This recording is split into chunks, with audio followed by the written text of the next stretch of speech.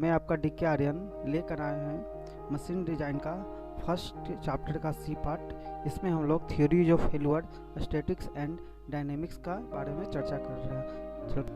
If the size of the standard specimen of fetish testing machine is increased, the endurance limit of the material will be, यानी कि endurance limit पर क्या भी फर्क पड़ेगा specimen का। एक्चुअली फेटिश टेस्टिंग मशीन क्या होता है कि एक मशीन होता है या एक जिसपे हम लोग बिहेवियर मटेरियल का फ्लक्चुएशन लोड के कारण मतलब डिटरमाइन किया जाता है। फेटिश लिमिट या endurance लिमिट या phasic strength is the stress level below which the infinite number of loading cycles can be applied to a material without causing a failure। यानी कि कोई आपके पास मेंबर है और इनफाइनाइट नंबर ऑफ साइकिल यानी कि 10 to the power 6 या 10 to the power 7 cycle के नीचे यदि मतलब मटेरियल को करते हैं, साइक्लिंग लोडिंग करते हैं, तो विदाउट फेल हुए जिस स्ट्रेंथ पर वो विदाउट फेल हुए सह सकता है उसे हम लोग इंड्योरेंस लिमिट के नाम से जानते हैं। यदि आप साइज कंपोनेंट का बढ़ाइएगा तो क्या ओवरऑल हो रहा है, उसका डायमीटर इंक्रीज हो रहा है, उसका सरफेस एरिया इंक्रीज हो रहा है, जिसके कारण क्या हो रहा है, इरेगुलरिटी आ रही है शेप में। उसके कारण हो रहा है कि ग्रेटर सरफेस एरिया बढ़ रहा है और कंपोनेंट साइज बढ़ने से सरफेस एरिया बढ़ रहा है, उसका डिफेक्टिव पार्ट बढ़ रहा है, तो ऑब्वियसली उसका इंड्योरेंस लिमिट डिक्रीज करेगा। पहले इंड्योरेंस लिमिट जैसे मान लीजिए कि यहाँ पर इंड्योरेंस लिमिट 30 मेगापास्कल था तो आ जाएगा, नीचे आ जाएगा 25 पर आ जाएगा, यानी कि endurance strength of component reduce with increase the size. तो ही इस क्वेश्चन में था। तो इसका आंसर क्या हो जाएगा, आंसर मेरा कि स्पेसिमेन का साइज बढ़ाएंगे तो इंड्योरेंस लिमिट है वो हमारा क्या हो जाएगा, डिक्रीज कर जाएगा, हैव द डिक्रीजेज हो जाएगा, इंड्योरेंस लिमिट डिक्रीज होगा, सी आंसर हो जाएगा। देखते हैं next question. Stress concentration in a machine component of a ductile material is so harmful as it brittle material because. देखिए स्ट्रेस कंसंट्रेशन क्या होता है, इरेगुलरिटी के कारण होता है। यदि आपके पास कोई वर्क पीस है और इस तरह से स्ट्रेस लगा रहे हैं, इस तरह से स्ट्रेस लग रहा है, फोर्स लग रहा है, स्ट्रेस जनरेट हो रहा है, तो इरेगुलरिटी के कारण यहाँ पर देखिए कि कोई सर्कुलर एरिया कट कर दिए हम लोग हैं, तो यहाँ पर स्ट्रेस ज़्यादा जनरेट होगा।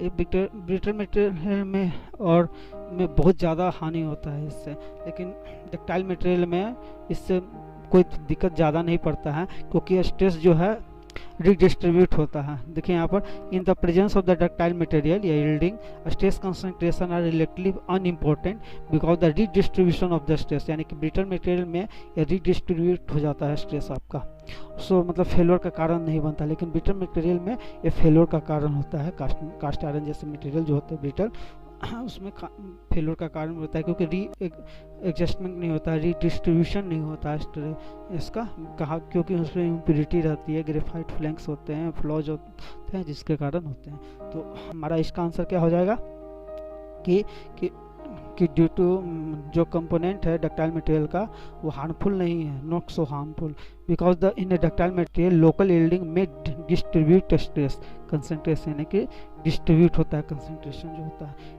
यहाँ पर। ठीक है, ये देखिए कंसंट्रेशन फैक्टर निकालने का फॉर्मूला है। देखिए यहाँ पर जैसे कि ज़्यादा स्ट्रेस लगेगा और ये स्ट्रेस दोनों तो सेम होगा, लेकिन धीरे धीरे स्ट्रेस का मान इस साइड और ये साइड कम जाएगा, तो ही मैक्सिमम स्ट्रेस यहाँ पर लगेगा बहुत ज़्यादा।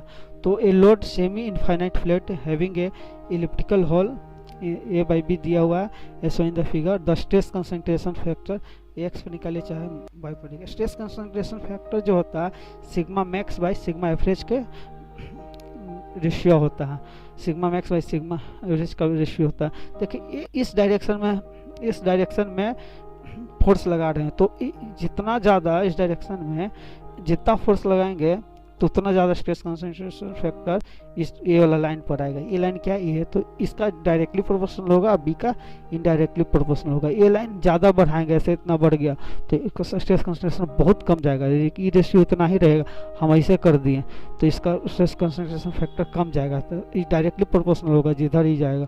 ये वाला जो इसका पैरेलल वाला जो इसका परपेंडिकुलर वाला जाएगा, ये जो है तो इसका होता है 1 + 2a/b होता है, 1 + 2a/b।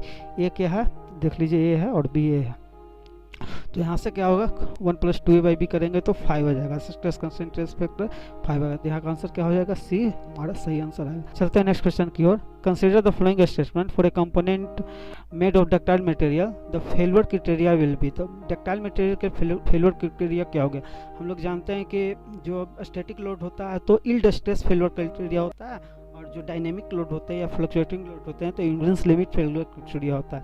तो इंड्योरेंस लिमिट जो होता है एक्सटर्नल फोर्स इज फ्लक्चुएटिंग, तो ये हो जाएंगे। और फेटिक नहीं होगा, फेटिक होता है 10⁶ या 7 से कम साइकिल पर होता है, तो मतलब कि थोड़ा फ्लक्चुएटिंग लोड होता है, फेटिक स्ट्रेंथ होता है उसे कहते हैं।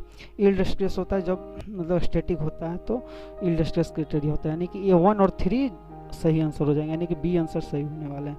तो यहाँ पर डिफिनीशन दिया हुआ है, बच्चे हमेशा मतलब कहते हैं कि इंड्योरेंस स्ट्रेंथ और इंड्योरेंस लिमिट में क्या मतलब कि है अंतर, तो यहाँ लिखा हुआ है the number of cycle less than 10⁶ the transferring endurance is called endurance strength कहा जाता है वहाँ पर। अब मोर देन 10⁶ या 10�7 होता है तो ट्रांसफरिंग इंड्योरेंस इज कॉल्ड रहता है इंड्योरेंस लिमिट कहा जाता है।